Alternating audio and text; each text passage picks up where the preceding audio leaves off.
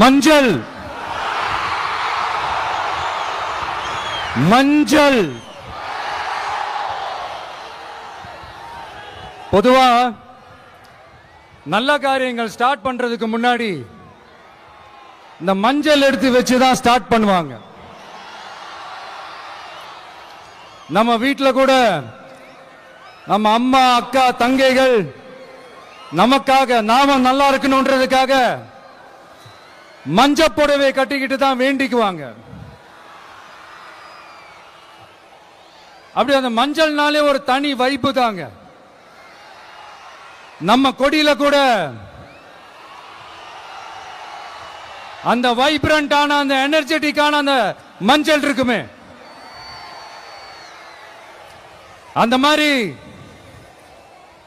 மங்களகரமான மஞ்சள் விளையிற பூமி தான் இந்த ஈரோடு பூமி.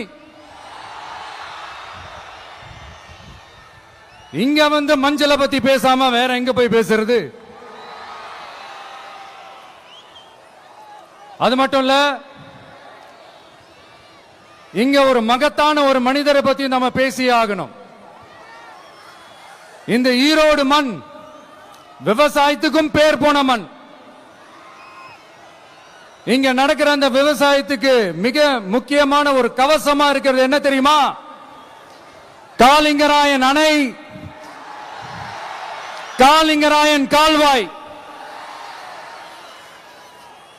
காலிங்கராயன் அணை கட்டினதுலயும் கால்வாய் வெட்டினதுலயும் உயிரான உணர்வு பூர்வமான நிறைய விஷயங்கள் இருக்குது.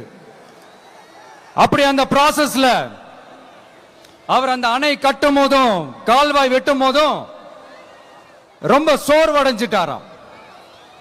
அப்ப அவங்க அம்மா அதை பார்த்துட்டு சொன்னாங்களாம், மகனே காளிங்கா, தயிர் வித்த காசு தாழ்வாரம் வரைக்கும் இருக்குது, மோர் வித்த காசு முகுட வரைக்கும் இருக்குது, அதை எடுத்துக்கிட்டு போய் அணைய கட்டியா கால்வாய வெட்டியான்னு சொல்லி தைரியம் கொடுத்தாங்களாம்.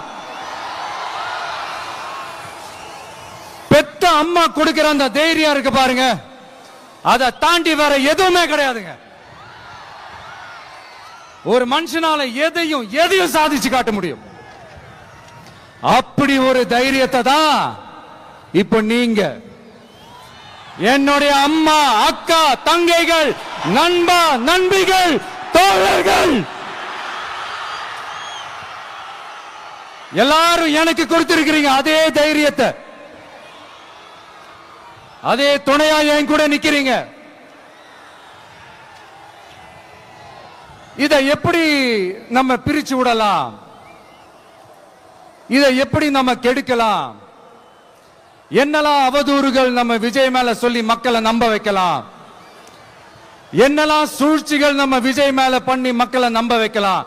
இப்படி சூழ்ச்சிகளை மட்டுமே நம்பி பொழப்ப நடத்துற சில சூழ்ச்சிக்கார கூட்டங்கள் இதை தொடர்ந்து செஞ்சுக்கிட்டு தான் இருக்கு. ஆனா அவங்களுக்கு தெரியாது, இது இன்னைக்கு நேத்து வந்த உறவு இல்ல. கிட்டத்தட்ட 30-33 வருஷத்துக்கு மேல இருக்கிற உறவு. ஏன் நான் சினிமாக்கு வந்தப்போ எனக்கு வயசு 10, அப்பல இருந்தே இந்த உறவு ஸ்டார்ட் ஆகி போயிட்டு இருக்குன்னு அவங்களுக்கு தெரியாம போச்சு. அதனால என்ன பண்ணாலும், நீங்க என்ன ட்ரை பண்ணாலும், எல்லாத்தையும் விட்டுட்டு மக்களுக்காக வந்திருக்கிற இந்த விஜய மக்கள் ஒரு நாளும் கைவிட மாட்டாங்க. மக்கள் கூடவே நிக்கிறாங்க, கூடவே நிப்பாங்கன்னு அவங்களுக்கு தெரியாம போச்சு. என்னப்பா நிப்பீங்கல்ல? உங்களை நம்பிதாப்பா வந்திருக்கிறேன். அதான் இந்த சத்தம் தாங்க வாழ்நாள் பூரா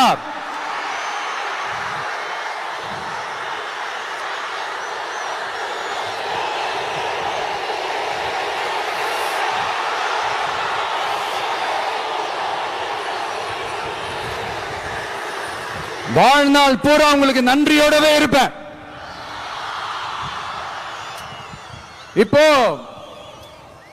நம்ம காளிங்கராயன் அவர்கள் அணையை கட்டுறதுக்காக பவானிக்கு போய் பார்க்கும்போது ஒரு இடத்துல ஒரு பாம்பு வந்து உட்கார்ந்துச்சான், படுத்துச்சான்.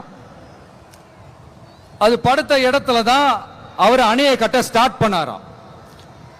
அப்புறம் அந்த பாம்பு வளைஞ்சி நெளிஞ்சி போற இடத்துல எல்லாம் கால்வாயை வெட்டினார்னு சொல்லி சில வாய்மொழி கதைகள்லாம் சொன்னாங்க.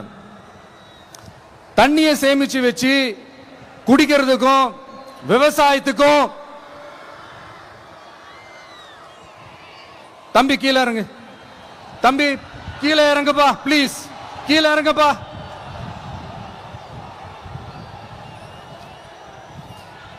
Okay, thank you thank you. கீழே இறங்குங்க,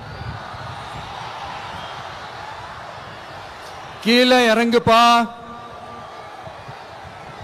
நீ இறங்கினாதான் புத்தம் கொடுப்பேன்.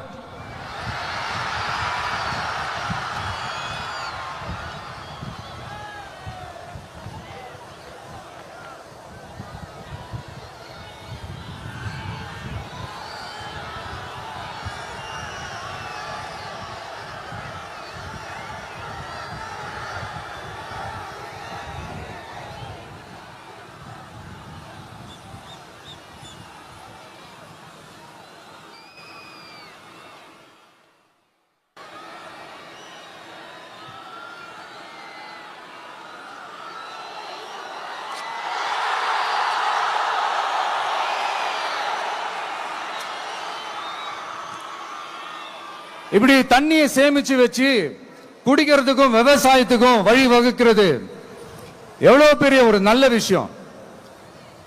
சோ இந்த மாதிரி நல்ல விஷயங்கள்லாம் செஞ்சிட்டு கதைகள் சொன்னா பரவாயில்ல, எதுவுமே செய்யாம கதைகளை மட்டும் அடிச்சு விடுறது எப்படி? அத்திக்கடவு அவிநாசி திட்டத்தை இன்னும் விரிவுபடுத்தினா அந்த 3 மாவட்டத்தில் இருக்கிற லட்சக்கணக்கான மக்களுக்கு எவ்வளவு பிரயோஜனமா இருக்கும். எத்தனையோ லட்சம் ஏக்கர் நிலங்கள்ல விவசாயம் நடத்தினா எவ்வளவு பிரயோஜனமா இருக்கும். ஏன் அதெல்லாம் பண்ண மாட்டேன்றீங்க? வள்ளுவர் கோட்டத்துக்கு காட்டுற அக்கறைய இங்க மக்கள் வாழ்வாதாரத்தில் கொஞ்சம் காட்டலாம்ல, ஏன் காட்ட மாட்டேன்றீங்க?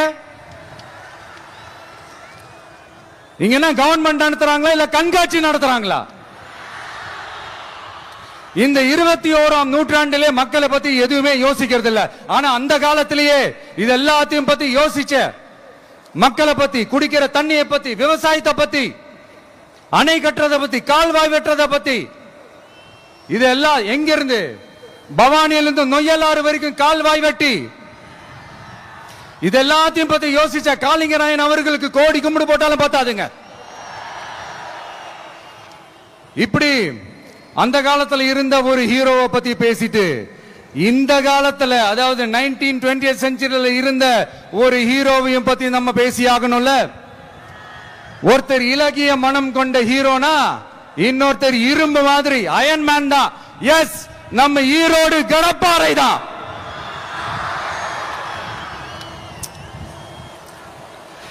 ஒட்டுமொத்த தமிழ்நாட்டையே திருப்பி போட்ட சீர்திருத்த நெம்புகோல்.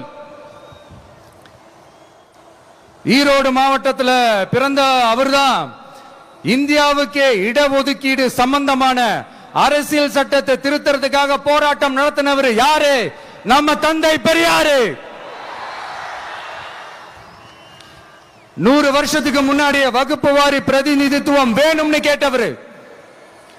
அன்னைக்கும் சரி இன்னைக்கும் சரி ஒரு ஆச்சரியத்தோட பார்க்கக்கூடிய ஒரு மனிதர், நம்மளுடைய கொள்கை தலைவர்.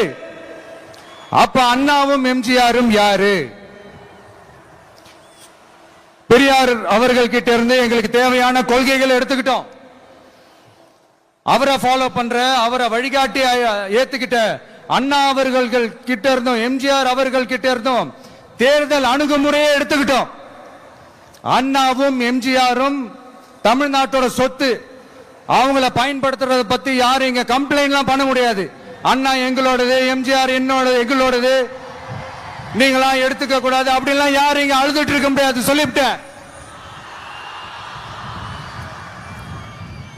அதனால நாங்க ஒரு வழியில அரசியல் செஞ்சுக்கிட்டு போயிட்டு இருக்கிறோம். உங்களுக்கு தான் டிவிக்கு ஒரு பொருட்டே இல்லல, அப்புறம் ஏன் கதறீங்க? அப்புறம் ஆளாளுக்கு அங்க போயிட்டு இங்க போயிட்டு புலம்பி தள்ளிக்கிட்டு இருக்கிறீங்க. இது எப்படி இருக்கு தெரியுமா? எனக்கு பயம் இல்ல, எனக்கு பயம் இல்ல அப்படின்னு சத்தமா சவுண்ட் விட்டுக்கிட்டே சத்தமா பாட்டு பாடிக்கிட்டே இந்த நடுங்கிக்கிட்டே சின்ன பசங்க நடந்து போவாங்க. அந்த மாதிரி இருக்கு. முதல்ல மண்டையில இருக்கிற கொண்டைய மறைங்க சார்.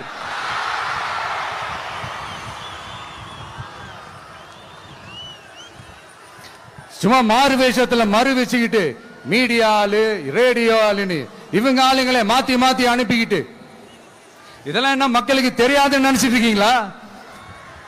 மக்கள் எல்லாத்தையும் உன்னிப்பா கவனிச்சிட்டு இருக்காங்க. அதனாலதான் சொல்றேன், உங்களுக்கு நீங்க கொள்ளையடிச்சு வச்சிருக்கிற காசு தான் துணை. ஆனா எனக்கு என் மேல எல்லையில்லா பாசம் வச்சிருக்கிற இந்த மாசு தான் துணை.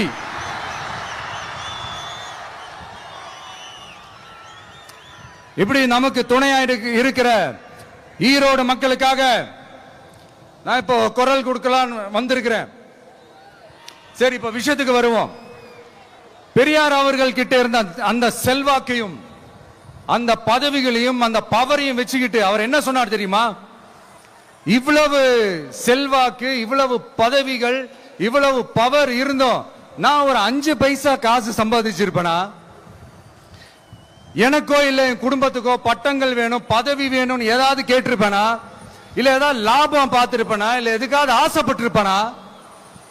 ஆனா அவர் பேரை சொல்லிக்கிட்டு அவருடைய கொள்கையை ஃபாலோ பண்றதா சொல்லிக்கிட்டு இப்ப ஆட்சியில இருக்கிறவங்க என்னெல்லாம் செய்யறாங்கன்னு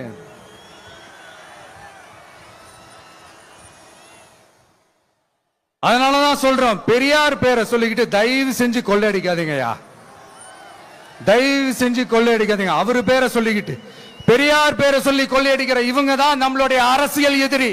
மக்களை நீங்க சொல்லுங்க, நம்மளுடைய அரசியல் எதிரி யாரு? நம்மளுடைய கொள்கை எதிரி யாரு? ரிப்பீட், நம்மளுடைய அரசியல் எதிரி யாரு? நம்மளுடைய கொள்கை எதிரி யாரு? உங்களுக்கு புரியுது இல்ல? எனக்கு அது போதும்யா, எனக்கு வேற எதுவுமே தேவையில்லை.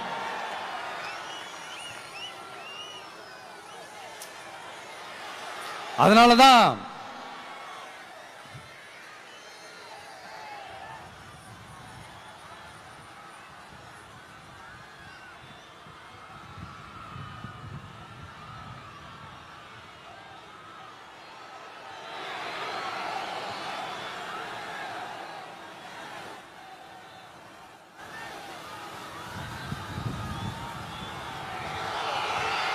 உங்களுக்கு நம்மளை பத்தி நம்ம அரசியலோட நீங்க எல்லாரும் என்னோட அரசியலோட கனெக்டடா இருக்கீங்கன்றது ரொம்ப தெளிவா தெரியுது. அதனால எனக்கு அது போதும். அதனாலதான் எதிரிகள் யாருன்னு சொல்லிட்டு களத்துக்கு வந்திருக்கிறோம். அதனால அவங்கள மட்டும் தான் எதிர்ப்போம். அதுவும் அந்த எதிரிகள் யாரு இப்போ இங்க 2026 சட்டமன்ற தேர்தலில் களத்துல இருக்கிறாங்களோ அவங்கள மட்டும் தான் எதிர்ப்போம். சும்மா களத்திலே இல்லாதவங்களையும், களத்துக்கும் அவங்களுக்கும் சம்பந்தமே இல்லாதவங்களையும் எதிர்க்கிற ஐடியாலாம் இல்ல பாஸ். நீங்க கேட்கிறீங்கன்றதுக்காக எல்லாம் எதிர்த்துட்டு இருக்க முடியாது பாஸ். எங்களுக்கு நிறைய வேலை இருக்குது.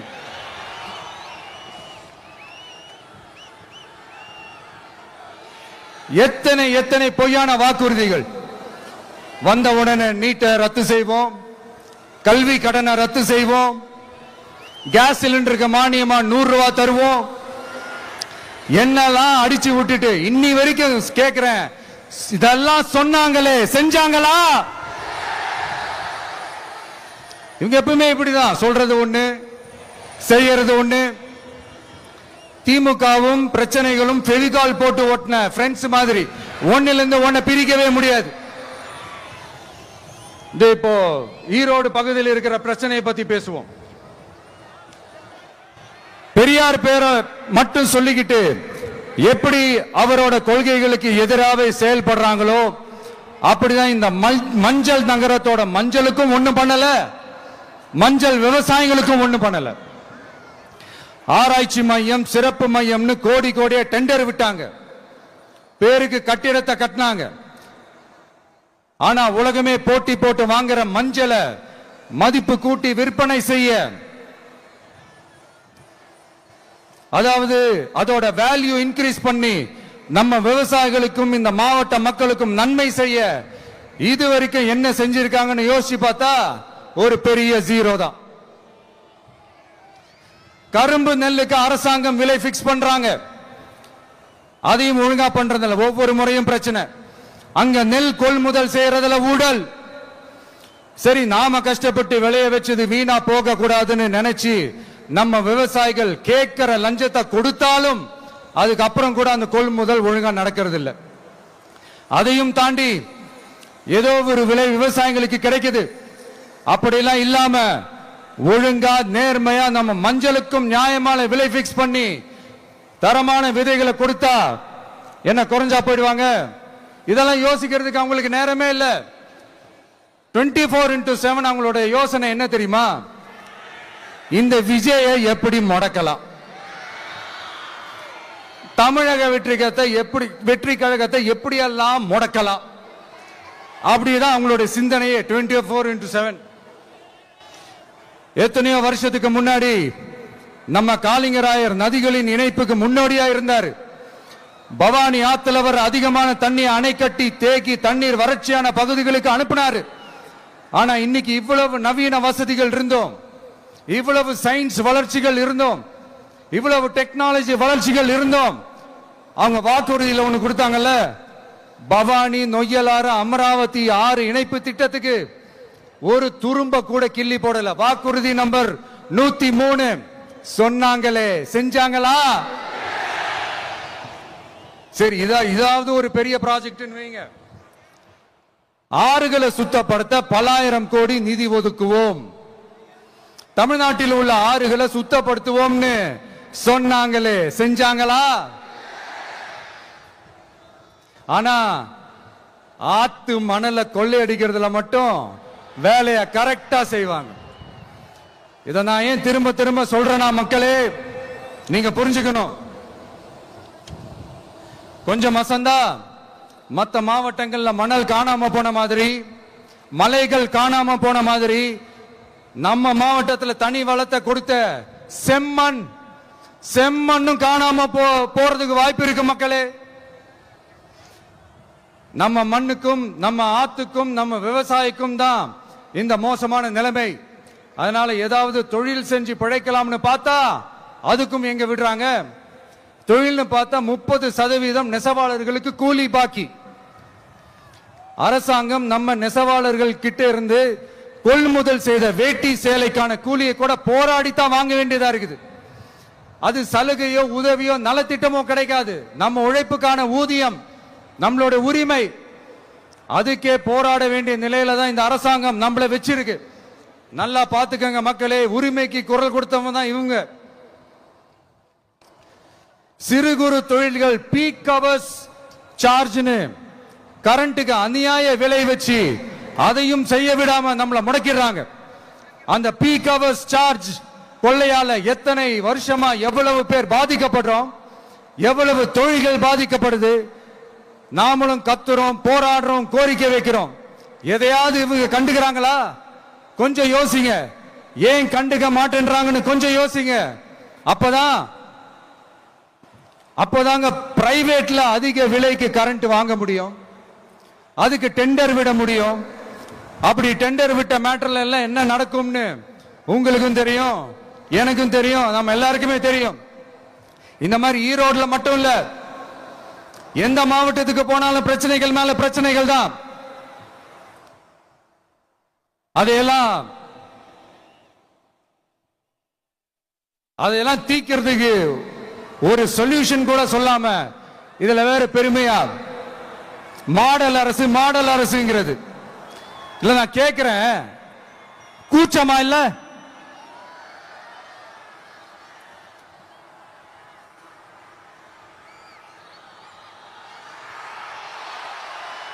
இதெல்லாம் கேட்டா அப்படியே நம்ம பக்கம் யூட்டர்ன் அடிச்சு வந்துருவாங்க. விஜய் என்ன அரசியல பேச மாட்டேன்றாரு, விஜய் என்ன சினிமா டயலாக் மாதிரி பேசுறாரு. விஜய் நான் பஞ்சு டைலாக் பேசுறாரு, விஜய் நான் 10 நிமிஷம் தான் பேசுறாரு, 9 நிமிஷம் தான் பேசுறாரு. நான் எத்தனை நிமிஷம் பேசினா உங்களுக்கு என்ன சார்? நான் எப்படி பேசினா உங்களுக்கு என்ன சார்? உள்ள விஷயம் என்னன்னு பாருங்க சார். ஒவ்வொரு மாவட்டத்துக்கும் போய் மக்கள் ஃபேஸ் பண்ற பிரச்சனைகளை எடுத்து பேசிட்டு இருக்கிறேன். பின்ன அது அரசியல் இல்லாம வேற எதுதான் அரசியல்? உங்களை மாதிரி தனிப்பட்ட முறையில தரக்குறைவா அசிங்கமா பேசுறதுதான் அரசியல்னா அந்த அரசியல் நமக்கு வராது. வராதுன்னா நல்லாவே வரும். உங்களை விட எனக்கு அது நல்லாவே வரும். வேணான்னு விட்டு வச்சிருக்கிறோம். அப்புறம் உங்களுக்கு நமக்கு என்ன வித்தியாசம்? காஞ்சிபுரத்தில் நாம பேசும்போது இந்த மாதிரி உங்களால் அமைக்கப்பட போற ஆட்சியில நம்ம ஆட்சிக்கு வந்த உடனே என்னெல்லாம் செய்ய போறோம்ன்றது சிலது சொன்னோம். அதையெல்லாம் தப்பா புரிஞ்சுக்கிட்டு இப்போ சொல்றேன், விளக்கமா சொல்றேன். நான் சலுகைகளுக்கு எதிரானவன் கிடையாது.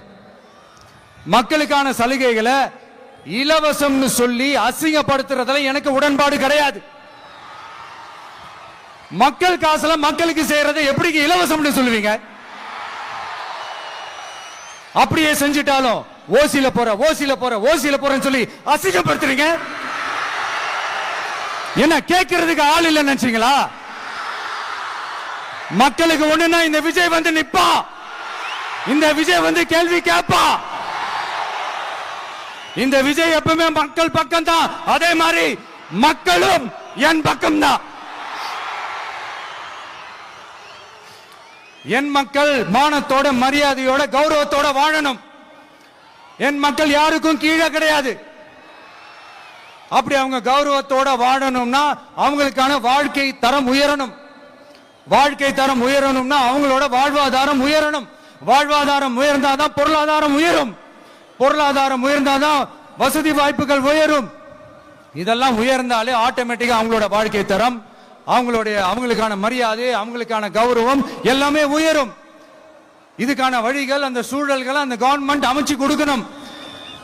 இதுக்கான அந்த திட்டங்களை செயல்படுத்தணும். இதெல்லாம் செஞ்சாதான் அந்த அரசாங்கம் ஒரு நல்ல அரசாங்கம். இதைத்தான் சொன்னோம்.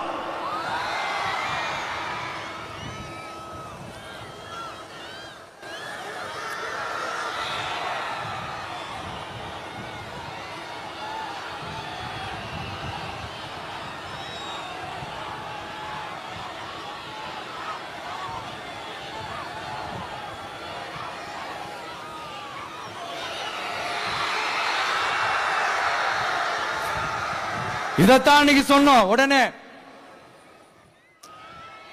சொன்னா மட்டும் போதுமா? எப்படி செயல்படுத்துவீங்க? நாங்க என்ன வாயிலேயே வடை சுடுறதுக்கு டிஎம்கேவா? டிவிகேடா?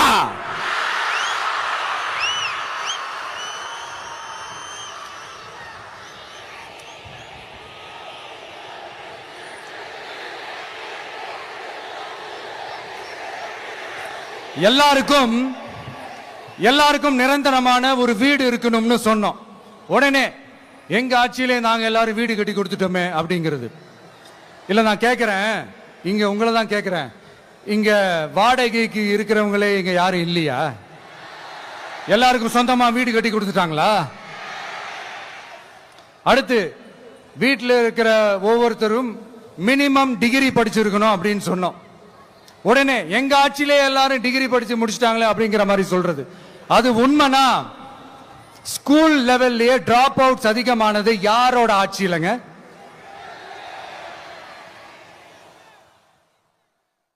பசங்க பிள்ளைங்க யாரும் ஸ்கூல்ல சேரலன்னு சொல்லிட்டு எனக்கு தெரிஞ்சு 207 கவர்மெண்ட் ஸ்கூல்ஸ் மூடினது யாரோட ஆட்சியிலங்க? இதுல கல்வியில் சிறந்த தமிழ்நாடுன்னு டிராமா வேற. அடுத்து குடும்பத்தில் ஒருத்தருக்கு நிரந்தரமான வருமானம் வரணும், வேலை வாய்ப்பு கிடைக்கணும் அப்படின்னா நாங்க கொடுக்காத வருமானமா, நாங்க கொடுக்காத வேலையா அப்படிங்கிறது. எத்தனையோ லட்சம் காலி பணியிடங்கள் நிரப்புவோம்னு வாக்குறுதி கொடுத்துட்டு ஆட்சிக்கு வந்தீங்களே, எத்தனை லட்சம் காலி பணியிடங்களை நிரப்புனீங்க? அட்லீஸ்ட் 1 லட்சம் காலி பணியிடங்களாவது நிரப்புனீங்களா? இதெல்லாம் சொல்லிட்டு மக்களை ஏமாத்துறது யாரோட ஆட்சியிலங்க?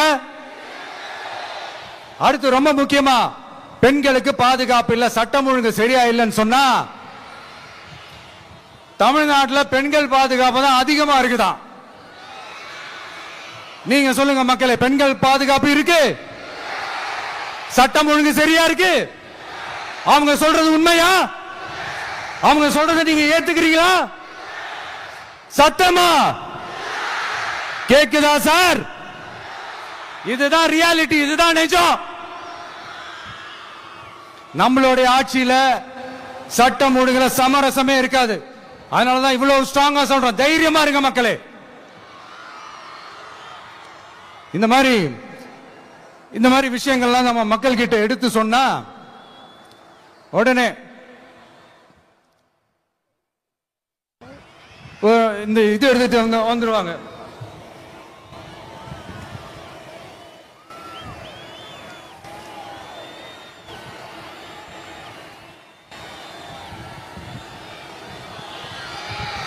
இந்த மாதிரி இதெல்லாம் என்னென்ன செய்ய போறன்றது சிலதெல்லாம் காஞ்சிபுரத்தில் சொன்ன மாதிரி சொன்னா எல்லாத்தையும் தப்பு தப்பா திருச்சி பேசிக்கிட்டு அவதூறு பரப்பிக்கிட்டு. நான் கூட யோசிப்பேன், எம்ஜிஆர் அவர்களும் மேடம் ஜெயலலிதா மேடம் அவங்களும் ஒரே வார்த்தையில சொல்லி இந்த திமுகவை காலி பண்ணாங்கல்ல. நான் கூட யோசிப்பேன், ஏன் இவ்வளவு ஹார்ஷா பேசுறாங்க, ஏன் இவ்வளவு ஹார்ஷா அவங்கள திட்டுறாங்கன்னு யோசிச்சது உண்டு. இப்பதானே புரியுது. அவங்க ரெண்டு பேரும் சொன்னதை இப்ப நானும் ரிப்பீட் பண்றேன். திமுக ஒரு தீய சக்தி, திமுக ஒரு தீய சக்தி, திமுக ஒரு தீய சக்தி, திமுக ஒரு தீய சக்தி, தீய சக்தி, தீய சக்தி, தீய சக்தி. என் நெஞ்சில் குடியிருக்கும் ஈரோடு மக்களே,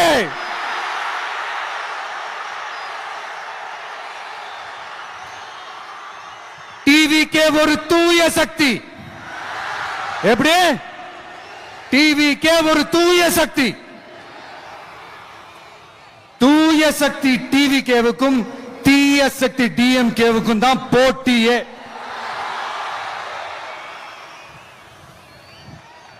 என்ன முடக்கலாம்னு நினைக்கிறீங்க, ஆனா இந்த சத்தத்தை ஒரு நாள் உங்களால முடக்க முடியாது. மக்கள் விரோத திமுக அரசை வீழ்த்த மக்கள் சக்தியான நம்மளால மட்டும்தான் முடியும். அண்ணன் செங்கோட்டையன் அண்ணன் அவர்கள் நம்ம கூட வந்து சேர்ந்தது நமக்கு ஒரு மிகப்பெரிய ஒரு பலம். அந்த மாதிரி செங்கோட்டையன் அண்ணன் அவர்கள் மாதிரி இன்னும் நிறைய பேர் வந்து சேர இருக்கிறாங்க. அவங்க எல்லாருக்குமே அந்த உரிய அங்கீகாரத்தை கொடுப்போம்.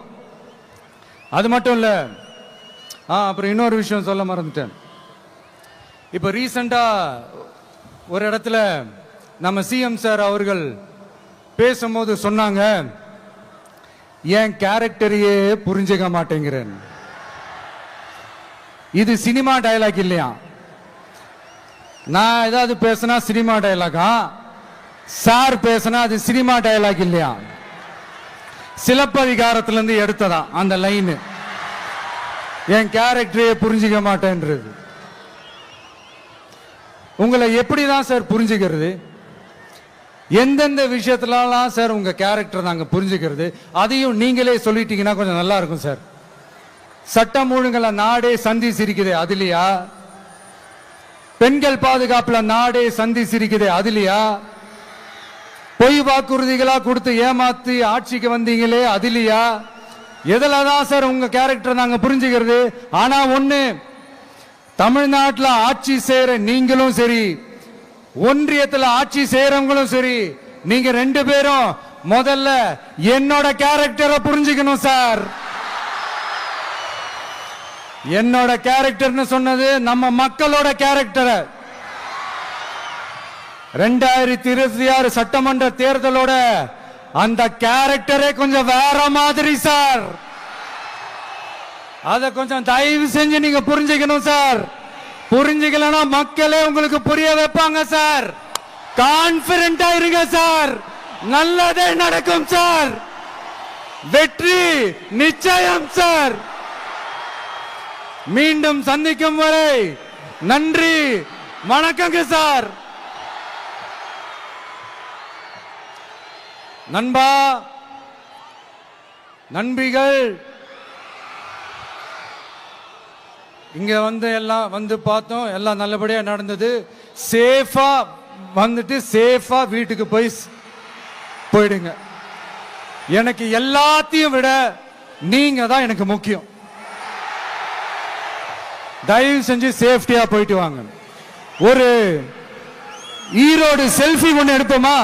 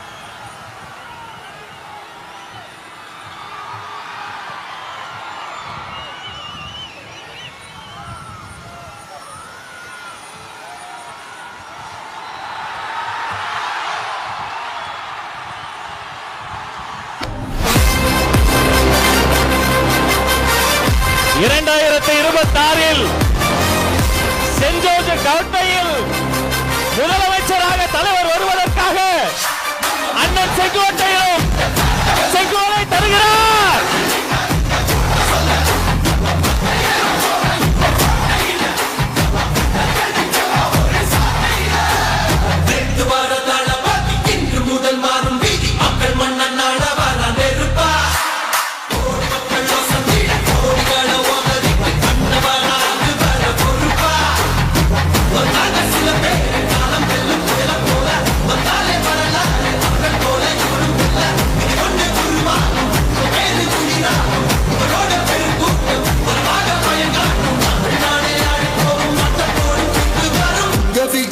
விஜய் உயிரன வரனா விஜய் எளியவன் குரல்னா விஜய் தனியார் இல்ல கடல்னா விஜய் எளியவன் குரல்னா விஜய் தனியார் இல்ல கடல்னா மக்கள் தானே மன்னர்களை உனக்கு காட்ட வரனா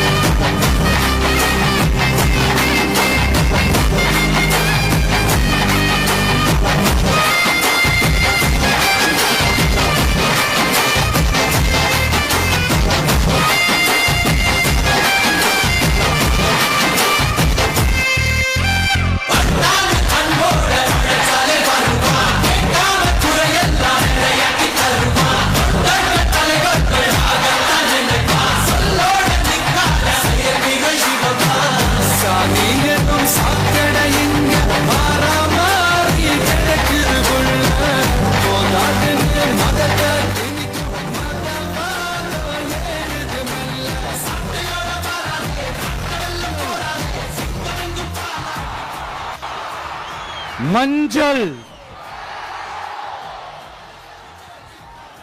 பொதுவா நல்ல காரியங்கள் ஸ்டார்ட் பண்றதுக்கு முன்னாடி இந்த மஞ்சள் எடுத்து வச்சுதான் ஸ்டார்ட் பண்ணுவாங்க. நம்ம வீட்டில் கூட நம்ம அம்மா அக்கா தங்கைகள் நமக்காக நாம நல்லா இருக்கணும்ன்றதுக்காக மஞ்சள்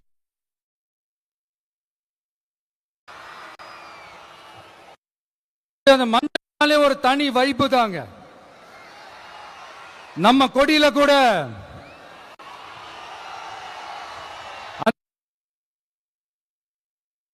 இருக்குமே